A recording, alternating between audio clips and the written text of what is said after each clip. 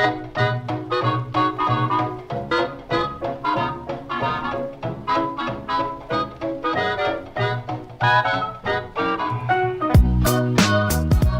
and welcome to Movie Film Studios, the only podcast that takes you inside the mind of two film studio executives as we unravel and then re-ravel the best that Hollywood has to offer. I'm Isaac. And I'm AJ, and this week we downloaded an umbrella and floated down the chimney into an insane asylum to bring you the latest trailers from Hollywood. We did indeed, but we'll get to those trailers a little bit later. First up, as always, is our box office report. Box office report. Now, last week we released the... what do we call it? We call it like a rom-com espionage thriller. You've put com in there. There is let's take out the com. Nothing comedic about our... No, not at all. You're right. Exactly, because we're going very straight-laced. Yes. We're going... we wanted to get that Oscar nomination for next season. For The Connection is The what Connection, we called it. yeah. Good news. You know how we're always chasing awards? I do. We've actually won an award. You're kidding. I'm not kidding. And I mean, technically, the Oscars was just now. I know. And I know where you're thinking. And no, it did not come from the Academy. It came from somewhere I would say is probably a little bit more prestigious. Okay. It came from the Telecommunications Relic Society, and they have awarded us a honourable recognition award. Okay. Because of all the work we did in highlighting the origins of the telegraphing system. Yeah, I mean, our production department put a lot of effort into historical research. They did, yes. Using real life props and equipment from the telecommunication industry from the 1915 all the way up into the 2000s, which is the time frame of the film itself. Absolutely. So they've awarded us the golden payphone, which will be displayed prominently in our foyer once we get one. I suppose people of the 90s who've won that golden payphone may have accidentally had people come in and try and use it. Probably, The good thing nowadays is no one's going to come in and try and use our award as an actual payphone. Exactly. While you may have good news, I've actually got bad news about The Connection. We're in a bit of hot water. Oh no! I got a. It's not really a cease and desist. It was a warning from the NSA. From the which the NSA featured prominently in our film. Yes, but they've said that or at least accused us of having released government secrets. What do you mean? Within our film. So in the same sort of thing as the plot of The Post, where they are publishing government secrets, the NSA is saying to us, we have to take our film down. What? Because it contains government secrets. But we made up the entire film. That's what I thought. I thought we made up the entire thing, but apparently within there somewhere is a government secret. What? I don't know. Maybe it was the props department. They sneak one in. They did a lot of historical research. Did a lot. I've watched this film. 50 times, frame by frame, looking for where it could possibly be. Yeah. I have no fucking clue. So no spliced half frame bits, nothing. I can't tell you what it is. Only that now it's illegal to distribute our film within the continent of North America. Because apparently it contains sensitive materials, I believe is what it said in the letter. Man. For our American fans, it is still available on the dark web. You can get it there, or you can use a VPN to mask your IP address to pretend you're in another country. But we don't recommend. We don't recommend it. We're not authorizing that, and we're not saying that it is a viable option. We're just saying it's an option. It's out there. It is an option. We don't condone it. Unlike Netflix, our Mephisto editor does not proxy block you if you're trying to use a VPN or anything like that. Yeah, because we assume that you're using that VPN for wholly honorable uses. Perhaps you just want to feel like you're in another country. Exactly. And you just want to see the little flag up in the top right of your screen that says you're in a different country. Yeah, that's kind of fun. When you type in ebay.com, it automatically redirects you to ebay.co.uk. Exactly. It's like, ebay.co.in? I don't even know what country that is anymore. Yeah. But VPN's making it fun. It's making it a journey around the world every time I log onto my computer. Exactly. Before we get into the trailers this week, let's take a moment to talk about having just received an award ourselves. The Oscars results are out. Yes. Last week we had a look at the nominations, and this week we have confirmation of winners. Yes, indeed. Literally aired a few hours before we recorded this. So I've been on the phone with the Academy through our direct line, and they're feeding me the results immediately as they happen. It's quite impressive, the link up that we have. But it looks like The Shape of Water has taken Best Picture. and And Best Best Director. So the left field option that we both thought, why is that being nominated? Yeah. It was nominated for 14 awards and won, 4 of them, I think. I mean, one of the big ones. The big ones, yeah. That is very, very strange. It seemed like, as you said, out of the list of all the films that were there, the ones it's about a fish man in a tank and falls in love with the lady who can't... What is going on here? Maybe I'll have to watch it. I sort of quietly had my hopes up for 3 Billboards. Yep. Frances McDormand did take Best Actress yes. for that one. And Sam Rockwell took Best Supporting Actor for his role in that film as well. 2 acting awards there. Yes. I had previously thought that Gary Oldman had won for Tinker Tailor Soldier Spy. Apparently he was only a nominee up until now. Yeah. But now, a Best Actor Oscar for that film he dressed up as Churchill in something... The Defenders or the Dick... I actually don't know what it's called. What were you going to say, the Dick Van Dyke? No, I don't. It's I was trying to think of the lines from his speech, we'll defend them on the beaches. Oh, okay, and so the Defenders, but then I'm like, no, that's probably more of a Netflix original Marvel-inspired comic book superhero team. I'm pretty sure it is. Hang on, let me just cue up the Darkest Hour. Darkest Hour, Darkest Hour, there you go. No "the" in this one. And Alison Janney, Best Supporting Actress for I, Tonya. Yeah. Which, good on her. I'm sure she did well. Yeah, we haven't seen any of these she's films. fantastic. We still haven't seen Except any of I think films. she's on the NBC sitcom Mom. Oh, is she? I pronounce it Mom. Mom. Because that's spelt. I'd like to bring up the fact that... So Dunkirk nominated for a lot of awards, won a few technical ones. Yep. A lot of sound awards. Yeah. So I did not know that sound editing and sound mixing were 2 separate categories. I know.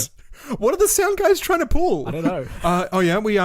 We also do sound blending. Did you say sound bending or sound blending? We said sound blending, but we also do sound bending. All right, okay. Another 2 categories. Anything else you guys do? Guys, anything else? Sound mending. I mean, sometimes the sound's broken and we have to mend it. So we want sound editing, sound mixing, sound blending, sound bending, and sound mending. Sound ending as well. Oh, yes. And, I mean, you know that little... That sort of sometimes happens at the end of... We have to get rid of all of that. Yeah, of course. So, I mean, and we've got a specific team who does all the sound endings. And the sound ending, the whole thing is when the film finishes, if we weren't there, the sound would just keep going. It would keep going. Just keep going. I know. I don't know how, but it just would.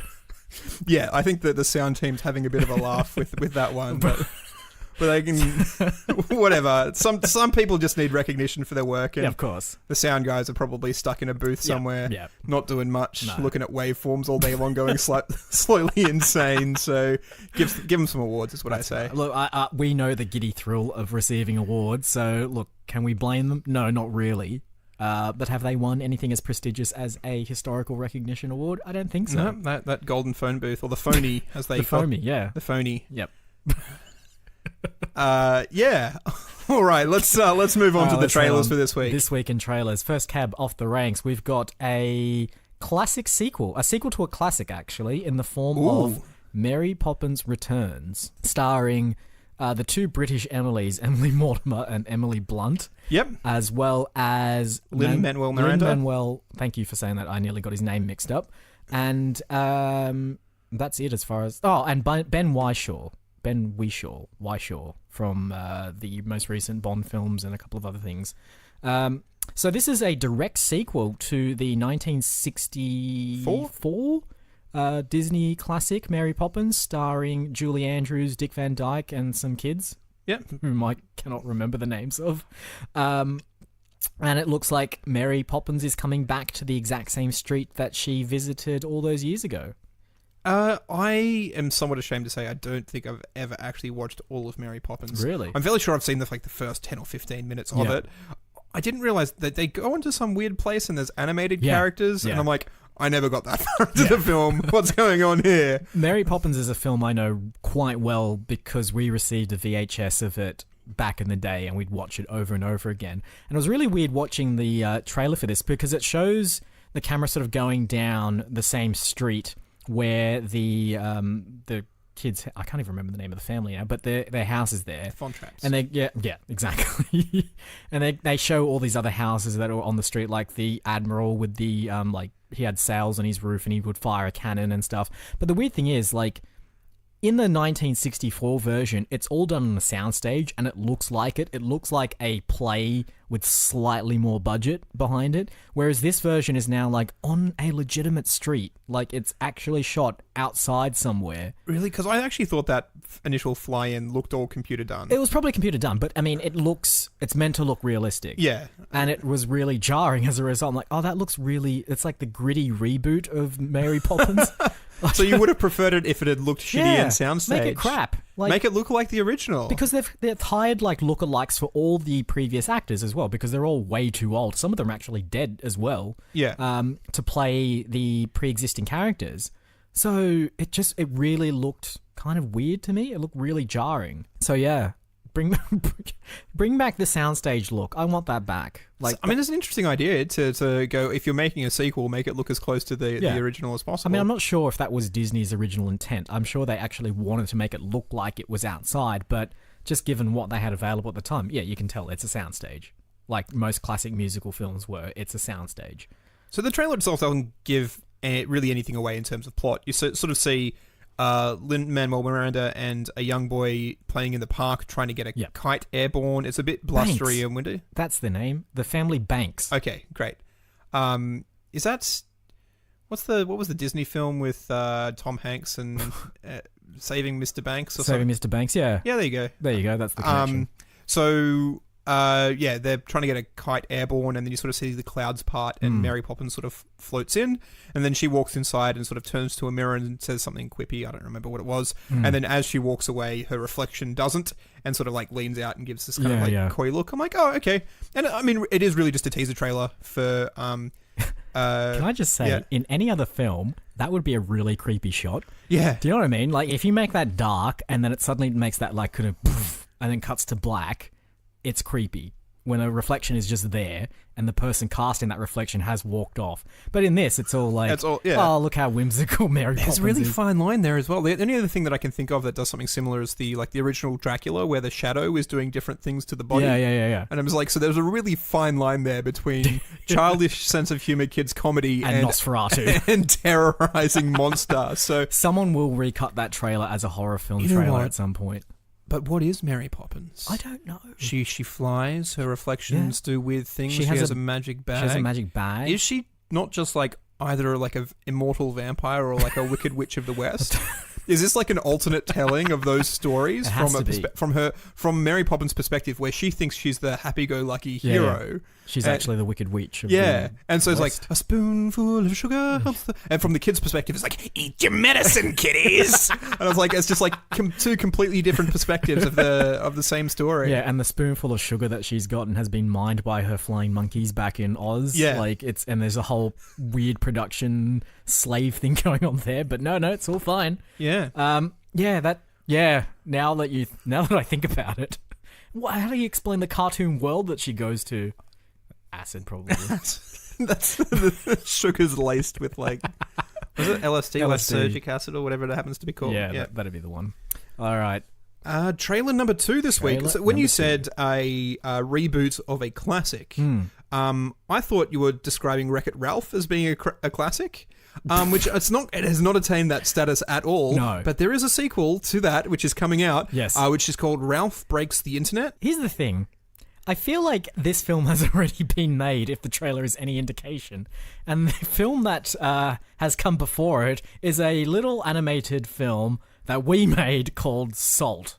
It was called The Salary Movie. The Salary Movie. Salt was the Angelina Jolie Russian spy action film. Sorry, Salt was the name of the main character in that film. But The Salary Movie is the movie that we made, which was about a cryptocurrency that goes online and has sucked into the internet and has adventures going through all the different internet things. Which is exactly what happens here. And that was off the back of the Emoji Movie, which has similar sort of themes. Yes. And was horrible. Yeah. Like, legitimately one of the worst movies I've ever seen. Yeah, not just the one that we watched last year, but I've ever seen. This feels like they're doing the same thing. It's Ralph and Sarah Silverman just going through eBay and they're selling pictures Yeah. of cat photos, and there's a sad cat photo, and it's them playing swipe left and swipe right. Yeah. Not Tinder swipe left and swipe right, but there's a kid's kitty game where you feed the milkshake to the kitty and the pancakes to the bunny, Yeah. and they go nuts and they explode the bunny in a Monty Python style Yeah. giant man who eats too much sort of bit. I was like, there's no story and no plot to this film at all. Look, having said that, the initial trailers for the first Wreck-It Ralph were like, Ralph kind of just goes through video games. He's stuck in a Donkey Kong clone, and he goes to a Call of Duty clone, and then he goes to a racing clone. I'm like, oh, he's just going to spend the entire film bouncing between different video games. They do that for the first 10 minutes, and then he gets... The story of the film is set in like a candy racing game. Yeah. And there's actual plot and actual character development and actual story there. So maybe that's the same thing with this trailer here, where Possibly. it looks like they're just bouncing around between different internet memes, but there's actually going to be some sort of story behind it. I would hope so, because the trailer... I mean, I know the trailer you're talking about for the original Wreck-It Ralph, and the thing that made that kind of fun is that, if I recall... It's like a support group for all the villains of video gaming. Exactly. So already there's like a concept that they've taken and made really fun and really kind of imaginative. Whereas this skews so close to what the Emoji Movie did in just of like, oh, there's the eBay logo. Oh, there's the IMDb logo. Oh, there's, some other app or some other game or whatever just there, and all the logos are there. And it doesn't feel like they've done anything clever with it, at least for this trailer.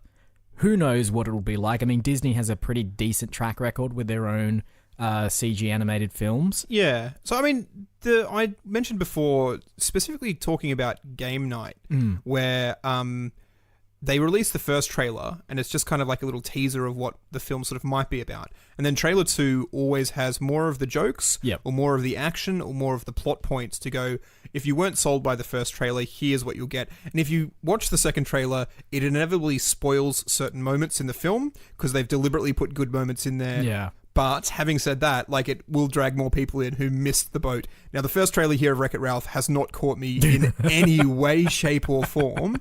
So I suppose we'll have to see if there's a second trailer to bring us along. If you're a hardcore fan of Wreck-It Ralph, maybe it'll get you. But if not, no one's going to look at this trailer and think, oh yeah, that's a film I really want to see. It'll get nominated for an Academy Award, though. Because it is an animated film. It's an animated film. Yeah. Boss Baby is an Academy Award nominated film. Holy heck. Like I told you, if Pixar makes a film in any given year, they will win the Academy Award. Yeah. Because they make competent animated films. To get nominated, you just have to make an animated film. It's kind of sad. Yeah, I don't actually know what the full Academy rules are, but I think it just needs to be played in a cinema for a period of time and then submitted to the Academy. And then that's it. You're nominated. Like, why not? Like, why don't we just make a feature length? Well, we have, but let's do it again. They disqualified us for not using proper animation techniques, but I'm not bitter about that at all. That's fine. We'll do it again properly this year. Yeah. So we'll get our serious Oscar nom, and then we'll also just bag an Academy Award nomination for animation, because why not? Exactly. Pixar's not. Oh, yes, they are. Yeah, they're definitely releasing something this year. What's Pixar's this year release? What are we contending with? The Incredibles 2. Having said that, like the Pixar years where they released things like Cars 2, did Finding Dory win? It was nominated. I don't know if it won. Such a horrible film. I think some actual like decent animated films came out at the same time. So possibly the years where Pixar do their sequels are the we're years to really swoop in there, and steal the Oscars away. But we really have to hope that Studio Ghibli doesn't churn out another film. And I know that Miyazaki is like about to direct a new film, so we're gonna have to really keep an eye on release schedules. But anyway, on to the third and final trailer for this episode. Now, we've done 2 kids films or 2 family films for the most part in this episode, so let's go veering wildly in the other direction with Unsane. Not Insane, Unsane, starring actors. Yeah, I didn't actually recognize that. No, I didn't either. It had the flash between sequences of such and such gives a great performance, and I looked at the name, I'm like, don't recognize it. No. I don't know who you are. She must be good though. However, our good friend Steven Soderbergh is directing this one, and it is a psychological thriller/horror film. Yep. Whereby a woman is sort of consumed with thoughts of her stalker. Yeah, she kind of has hallucinations seeing him everywhere because she's so paranoid about the stalker. PTSD, I guess, yeah. And then she gets herself committed to an asylum. No, I mean she voluntarily. I think she just shows up to a hospital, signs a form, and then the nurse is like, "You're now locked in this asylum. You've signed away your rights. You're stuck here." Yeah. And she's just like, "No, I didn't do this." And she tries to call the police, and she's just like, "Do you know how many calls the police get from people in this place saying that I shouldn't be here? I'm not insane." Yep. And then she makes out that her stalker actually either works at the institute or is there in some capacity. So very, very creepy, psychologically scarring. Feels a little bit Shutter Island-ish. Yeah. And even, it's got that elements of like, what can you believe what your brain is telling you is real? Yeah. What's the actual story here? How do I get out? How do I... Yeah. Soderbergh has a bit of a history with scary kind of film because he did 28 Days Later, I think. It was Billy Boyle. What's his name? Slumdog Millionaire. Oh, Danny Boyle. No, Danny you're Boyle. Right, yeah. He did. I'm sure he did something. Contagion. Contagion. I think might he have did, been the disease film. Yeah, but also he has such a great eye for cinematography and editing that everything feels. It was creepy. I will admit that I do not like horror or scary kind of films. I don't actually think it's horror so much as like psychological. But I feel like they're going to go for the jump scares and the kind of like moments that just get you and creep you out. So don't know if I'll go and see this. Probably not, but who knows? It might be good. It might not be. See that later this year at some point. We should really keep a better eye on when these films are coming out because I have no idea. I think as I was talking to you earlier, watching trailers for the most part ruins films for me. Yep. And even having worked as a projectionist, I actively avoided watching trailers because I knew I was just going to see everything anyway. And I would much prefer to have seen it. I like watching these trailers like 6 months before they come out. So by the time that I actually go and watch them at the movies, I've sort of forgotten what's in the trailer. Yeah. So we'll see. We'll see how it goes. It is probably a long way off, and it'll probably be like, looking through the new release movies on Netflix, whatever. I'm like, oh, Unsane actually already came out last year. It's been 12 months. I could probably sit down and watch it now. Yeah. So it's nice. Another piece of news which we discovered while looking for trailers is that our film Book Club eventually got made. Got the rights to it got bought out by another studio. Yep. They had a few sort of rewrites in there as well. They've got a great cast of actors. Nothing against Will Arnett and Amy Poehler, Maggie Gyllenhaal, Olivia Wilde, and John Krasinski and Emily Blunt. Yep. They were our choices. They've gone a little bit differently. They've gone Mary Steenburgen, Jane Fonda, Diane Keaton, Candice Bergen. They've thrown in Andy Garcia. President Andy Garcia. Who's the guy from Jaws? Richard Dreyfuss. Yep. And Craig T. Nelson are all in there now. Yep. It's still a horror film, as far as I can tell, because it's about old women reading 50 Shades of Grey and then having a sexual reawakening. I thought our eldritch horror H.P. Lovecraft film would be the most terrifying thing that you could possibly make, called Book Club, but this studio has trumped us and released this absolute terrifying piece of... Yeah, because that's the thing. Once they bought out the rights to it, we had no say in the creative process whatsoever. So this is really a great example of like studio meddling at its finest, because we came across this trailer and we're like, oh, Book Club, we were wondering what happened to that after we'd sold the rights, and then we loaded up the trailer, we're like, oh yeah, they've taken some liberties with the script that we had. Just a few. So if you feel like seeing a horror rom-com with maybe like a little less horror than we initially planned. Just like seeing shots of like these old women with 50 Shades of Grey open to a page and go, oh my. I'm just like, oh God, gives me chills. Wasn't the bit where like Mary Steenburgen says to her husband who wants the zip ties, and she's like, are you going to tie me up with those? Tie me up? Like, have you ever been spanked? I'm like, no!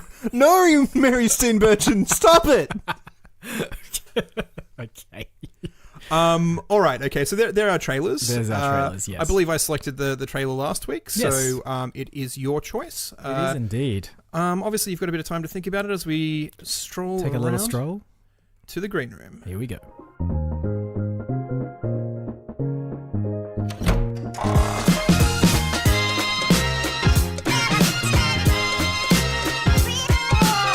All right, AJ, we've had a bit of a think about it. Ooh, Have yes. you made your decision? Yes.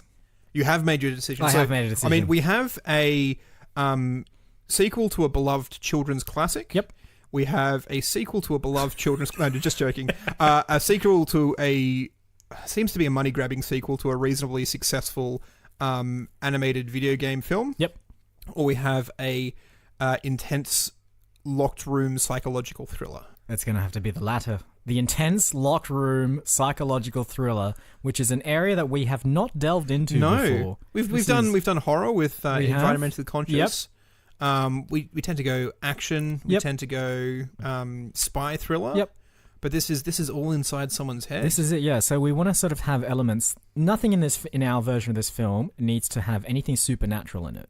Right? Yep. We don't want to rely on the crux of and a ghost popped out of the wall, because that's easy. What we want instead is psychological ghosts. Psychological ghosts. So nothing that is paranormal, nothing that is supernatural, nothing that can't be explained. Everything inside our character's own head. Yeah, so I'm trying to think of other inspiration.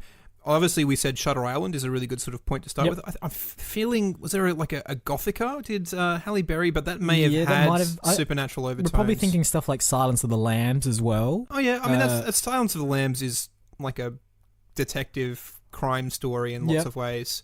I never saw One Flew Over the Cuckoo's Nest, but that's sort of set in that sort of. I'm even sort of thinking like Inception, like what you perceive to be real may just sort of be like another layer of reality. Yep. So there's a few cinematic masterpieces there to draw from. I mean, technically, like Gothica. I know I said no supernatural things before, but what if we exposed the story behind Mary Poppins? Oh, interesting. So I just wanted to bring up one other one, which is Sucker Punch, the phenomenal Zack Schneider film. Yeah. I keep saying Schneider as if it's the German spelling with the SCH, but I think it's just SNY. It's Snyder, yeah. Schneider. Schneidling. Which is also set in a mental institution where they're fantasizing as if they're sort of superhero-y type characters as ways of dealing with their mental illness. And it's also quite a terrible film. Oh, it's absolutely horrendous. Absolutely awful. Does it have Oscar Isaac in it? Possibly, yes. Yeah. In an earlier role, as well as a whole bunch of who else was? There's an Australian actress. Anyway, young Australian blonde actress. I forget her name. Yeah, no. So we could do something like what is Mary Poppins? Yeah, what is she? It doesn't even have to be Mary Poppins, but just what is this whimsical character that seems to be able to drift in and out of dimensions and out of different worlds? Who is she really? Is she actually doing this? I think I've got something. Do you ever see the film K-Pax? No. The somewhat taboo Kevin Spacey believes he's an alien. Oh, yeah. And he's in a mental institution. Yep. And there's a psychotherapist who's trying to convince him that he's not an alien, and then Kevin Spacey's trying to convince him that he is actually from this place called K-Pax. Yep. So why don't we have it there's someone who's convinced that they're a Mary Poppins, whatever that happens to be, a whims, sort of like a supernatural being who comes in and out of people's lives to make them better. Yep. And then there's a psychological therapist who's trying to say, no, you're not that person. Yes. And it's this kind of weird relationship between the two. Because the character that's sort of trapped in this world or trapped in this idea that they are this character is only doing it for good. And what they're doing is all whimsical, happy, fun, magical, etc.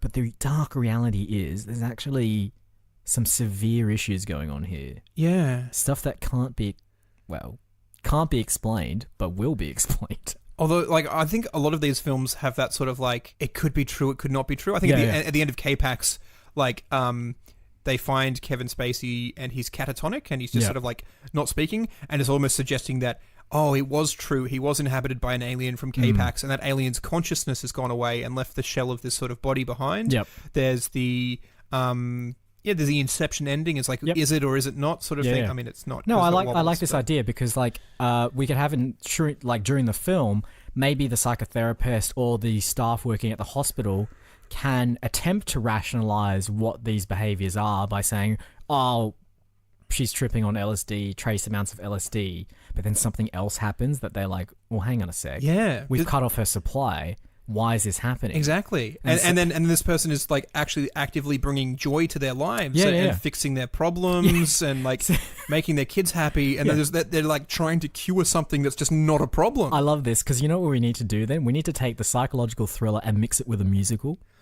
So like, can you imagine hardcore, intense, like dramatic scenes where you're just like so on edge and so tense, and then the character going through it just gets up out of bed, does a song and dance number down the hall, like sprouting flowers and rainbows everywhere, and then it returns straight back into psychological thriller after that? That's weird. It is super weird. I like it. I think it's... do we do what we're sort of discussing with Mary Poppins, whereas we maybe sort of show it from two different perspectives? Yes. So, like, every scene we kind of, like, subtly do, like, maybe like a Mementos type thing, where the scenes sort of play all out of order, but sometimes when you watch them through, they're from the mental patient's perspective, and sometimes when you play them through, they're from the doctor's perspective, and the doctor's perspective is all super rigid because they're not able to see... anything beyond reality, and then and so it's all disjointed, it's all weird, it's half psychological thriller, it's half joyous rainbows and lollipops musical. So what are the lessons learnt here? Does the rigid doctor learn to sort of open themselves up to more possibilities, to let joy into their life? I mean, it's turning into like that half. That's the fun side of the story. That's what Mary Poppins does. But then I think it needs to end on that ambiguous note. It's like, oh, do I open up my heart to like fancy free adventures? Which maybe it could be that like, oh, it's a thing, right? Like maybe this patient has a tumor of some kind, right? Yeah. And the tumor's pressing in on her brain, causing her to have all these kind of hallucinations and to like trigger the pleasure center of her mind, so that it is generating all these happy thoughts. And it's like, oh, that's actually really nice. So in the end, the character has a dilemma. Yeah. Do I have the surgery which is going to save my life? Yeah. But turn the world back into this bleak and dark place? Yeah. Or do I leave it there and have my last kind of moments be this pure joy that I'm experiencing?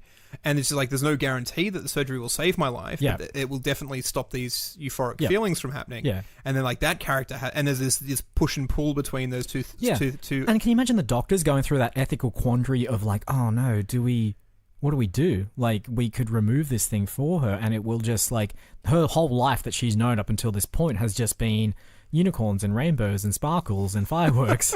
And if we take that thing away from her, what is the world that she's going to get born in? Like, she's literally going to get reborn into a world that's not like that at all. Like, what the doctors are going to go through that and just think, well, what do we do in this dilemma? So we can actually show that moral dilemma with the going through the doctor's minds. I like it. I think what we're missing though is the thriller part, the intense psych. I mean, there's good characters, there's a good story. But like, there needs to be like a dark shadow that's looming over everything. Again, we've sort of borrowed a little bit from Unsane is obviously the catalyst of the film. We've put some Mary Poppins in there, borrowing from Wreck-It Ralph, like they did in the first one, where they brought in lots of different characters from lots of different video games. Why don't we bring in lots of, like, all of the mental patients in this hospital think that they're other Disney characters, and so you can actually start bringing in Disney villains. And the Disney villains are being really creepy towards the Mary Poppins character, and there's sort of like all these sort of like weird meeting of. I mean, we're Disney's a little bit litigious. We're probably not allowed to specifically call them the Disney characters. If they buy us out first, then they can make it. And if they don't, then we just do ADR. It's like, no, it's not. We're not. You're not Jafar. You're Muffar. What's that? Scar? No, not Scar at all. You're Tar. Yes. And Yippee-ki-yay, Mr. Falcon. Which is my favourite ADR line that they did to censor that classic Die Hard. What was it? Yippee-ki-yay, Mr. Falcon. Yippee-ki-yay, Mr. Falcon. brilliant. I always wondered who Mr. Falcon was, and then I saw an uncut version. I'm like, oh, he didn't say Mr. Falcon at all. And a little bit of your childhood died. I don't know. I always thought the secret unseen Mr. Falcon character in the Die Hard series was always the best part of it. So. Yeah, that's true. There's a massive conspiracy. Anyway, I love this. So you brought Jafar up initially. Yep. I think Jafar would be the best. If we're going the Unsane thing, the stalker who's in the mental institution with them, because there's this person who thinks that they're a character who wants unbridled power. Yep. And maybe they're sort of like going around trying to steal the power off the other patients, or somehow I don't know what Jafar does. He just wants to be a genie. He wants to take over Agrabah and the world. Jafar's doing things where like suddenly these people who are happy-go-lucky dwarves mining and like 7 of them in a row, hi ho, where have the go? And the next time you see them, they're just sort of like catatonic in their wheelchairs, not doing anything. And it's like, what happened? Oh, Jafar got to them, and he's sucked away that thing that makes them joyous and happy. And everyone's sort of like wary of this character. So that's that dark looming presence in this psychological thriller. So if Jafar's doing that in the like fantasy world, what is the Jafar acted, or what's the Jafar person doing in the real world to cause all this? Is he like dishing out meds, or is he, what's he doing? I think he like regular Jafar is a like an ambassador or a vizier or someone who just is in the king's ear, whispering like worm tongue, and so he actually just sort of says things to them that break their psychological spirit. Yeah. He's a soothsayer, isn't he? Or like a sorcerer?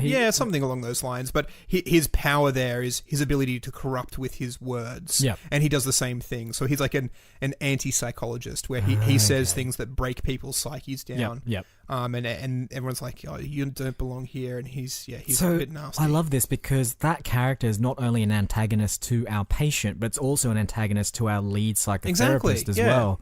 So that's fantastic. So, like, you're fighting the battle on 2 different fronts. You're fighting against, like, Jafar, the soothsayer, magician, sorcerer dude, and also hospital...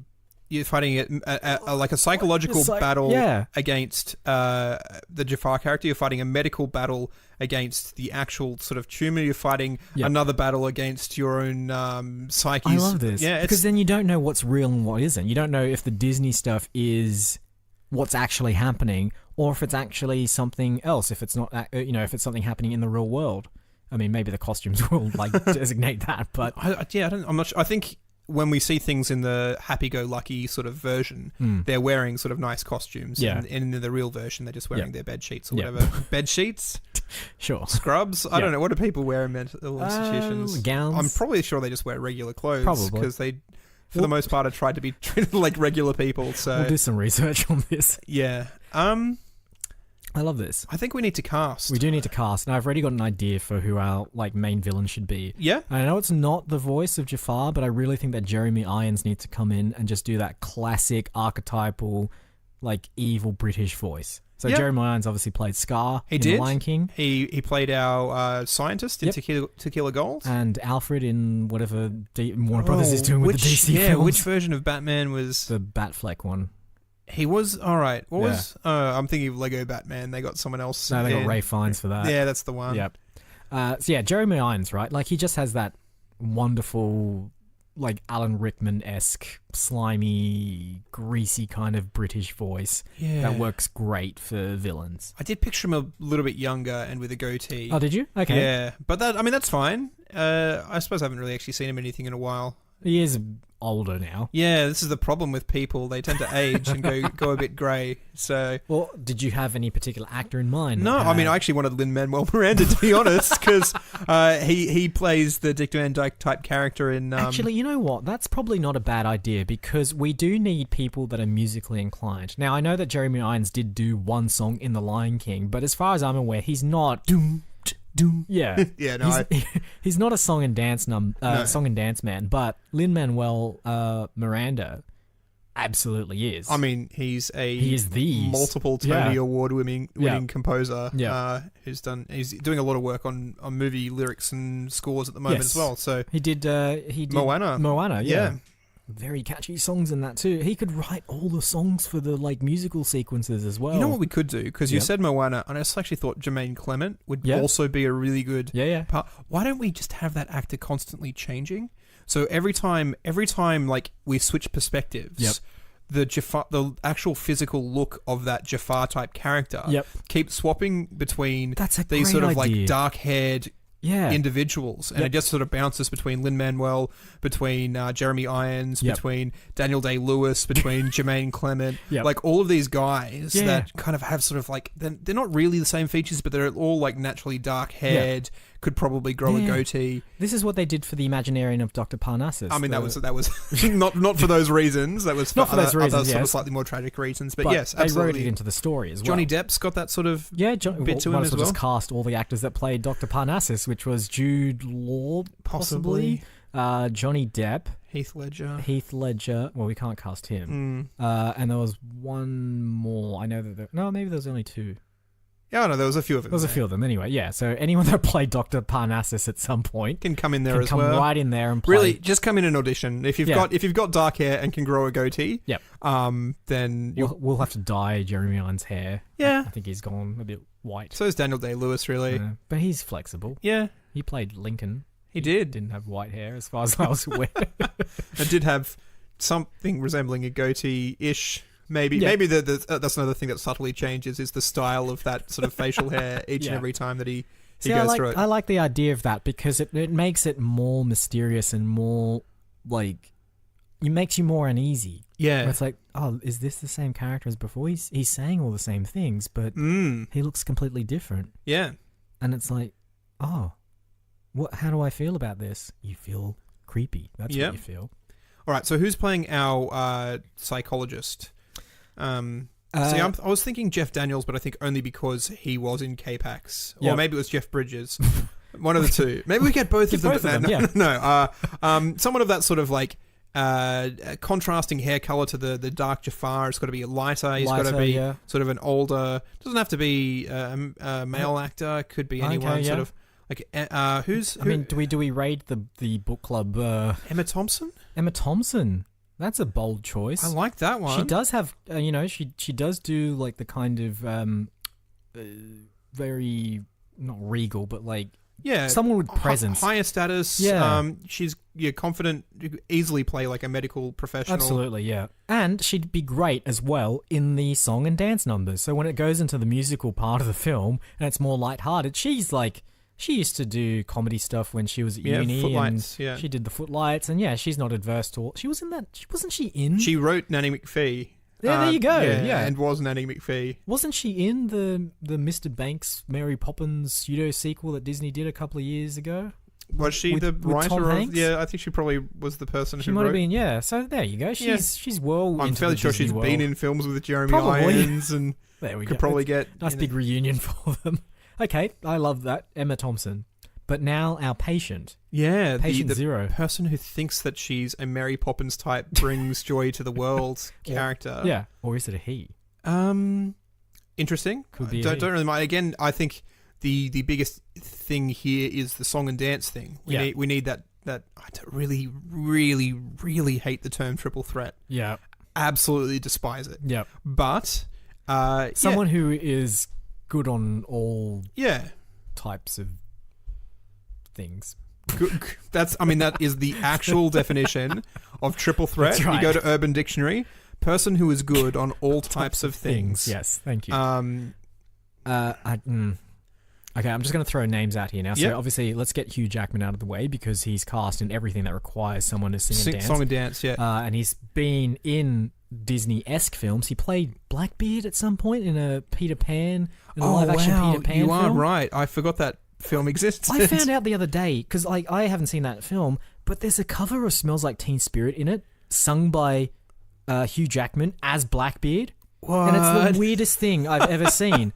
It's like this whimsical, it's a Baz Luhrmann-esque film, and so they're doing the Baz Luhrmann-esque thing where they pull like pop culture songs and mix it into that context instead. So you've got Blackbeard, so Hugh Jackman in this like weird like makeup and eyeshadow and all this kind of stuff, and he's singing like "Here we are now," and it's. But he's playing Blackbeard and not Hook. No. If I remember correctly. Because I remember I saw a live action remake of Peter Pan. Yep.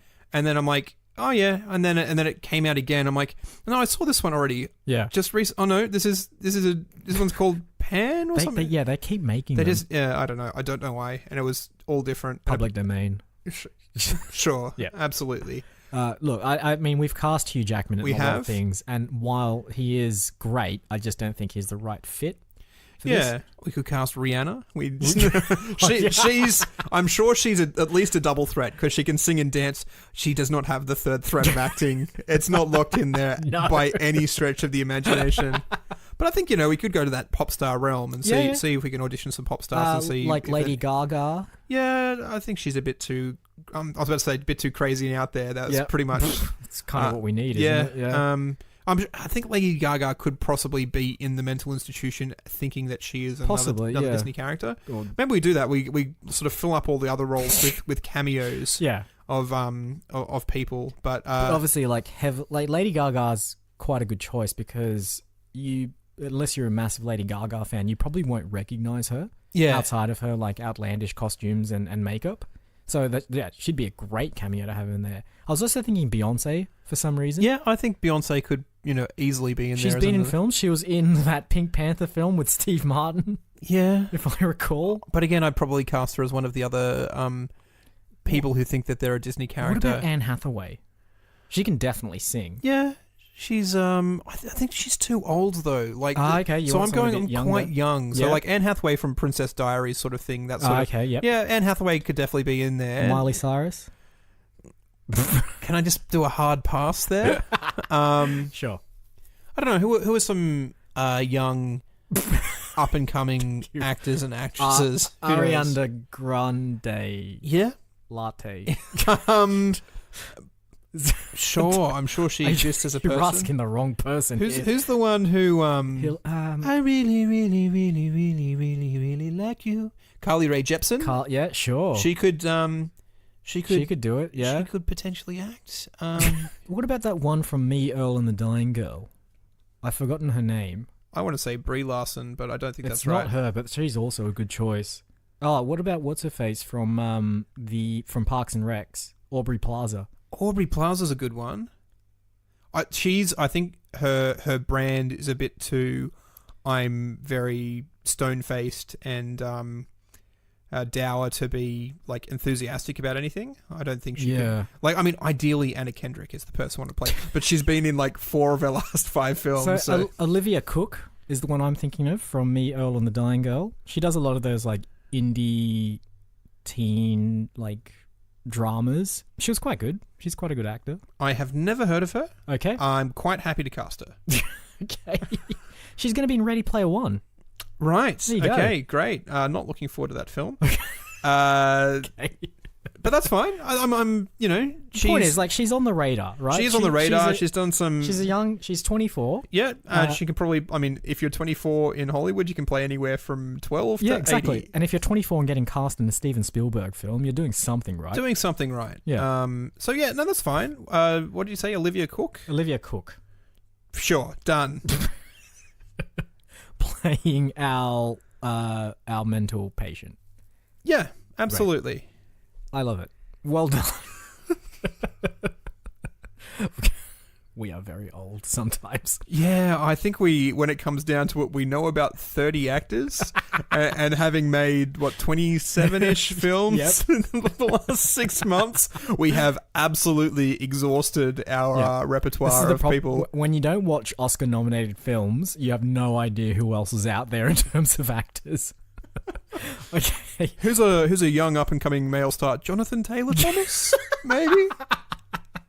No, the kid from The Sixth Sense. I'm sure he's going places. Haley Joel Osment. Yeah. Or Macaulay Culkin. He's making a comeback. He's been in our films as well. See, this is the thing. We keep casting 30-year-olds thinking that they're still young, but they're not. We cast the kid from Jurassic Park. What's he been up to? He has not been in a film since Jurassic Park. He was in Band of Brothers, I believe. Oh, really? The TV show. Yeah, he had a pretty significant role in that too, if I recall. But that's about it. I don't think he's done any other films. And the girl has retired from acting. She's an artist now. Don't ask me why I know these things. Okay, we just need to figure out a name for this whimsical psychological thriller. Ooh, I'm thinking like Welcome to Disneyland, but like subtly changed. Like in a way that's kind of like maybe it's not quite what it seems, and we're not legally allowed to use the word Disneyland. Yeah, but like Welcome to Wonderland is that like a? Do we set it a little bit sort of like Alice Through the Looking Glass kind of thing as well, where there's like layers deep for sure. It could be like Welcome to the Castle. So there's a film called Welcome to the Dollhouse, which I watched when I was 10 and was easily the worst film that I've ever seen. Apparently, it's quite a good indie film about sort of the struggles of growing up as a teen girl, but I just, as a 10-year-old boy, was just not interested. Why were you watching that? I don't know. We found it in the video store back when you walked into a video store and went, yeah, that's probably an interesting one to watch. Yeah. And you take it home and you put it in and you go, this is the worst piece of garbage film I have ever seen. Man, those are the days that they had to like really concentrate on box art and then all the text on the back as well, because someone was going to pick it up, look at it and go, yeah, that looks like it could be okay. Don't call a film Welcome to a Dollhouse if it's not for kids. Yeah, good point. What about like a Fantasia-esque Oh name? yeah, Fantasia. Like Fantasia in there. Like Welcome Back to Fantasia. Return to Fantasia. No, again, we can't really use any... Like, I'm fairly sure anywhere you see the word Fantasia, it is also followed by the two letters TM. Yep. You are absolutely correct. There's a whole bunch of things here that we can't actually use. It just has to be a subtle... the unhappiest place on earth. Oh, I like it. That's a great one. Because that's their catchphrase, and we've cleverly subtly twisted it in a way where they can't legally get us. Yep. And it sort of talks a little bit about sort of that, dysphoric atmosphere. Yep. It does. I like it, yeah. Yep. All right, great. Welcome to the unhappiest place. Are we keeping the welcome to? Do we need the welcome to? No, I don't think we do. It's a bit unwieldy with it. Yeah, so it's just called the unhappiest place on earth. The unhappiest place on earth? I'm fairly sure that's, Yeah. The unhappiest place on earth. See it soon on Mafuzawudada. Yeah. And if you have a choice, see it before you go see Unsane. Or Mary Poppins, or Wreck-It Ralph 2. Because it'll be out before all of them. And we'll get your box office money before those other companies can lay their... I think 2 of those 3 are Disney films. They are. So, damn you, Disney. Yeah. Either buy us out or stop taking our ticket sales. Yeah, Unsane and Mary Poppins, both Disney films. Okay, I think that's a wrap. I think you're right.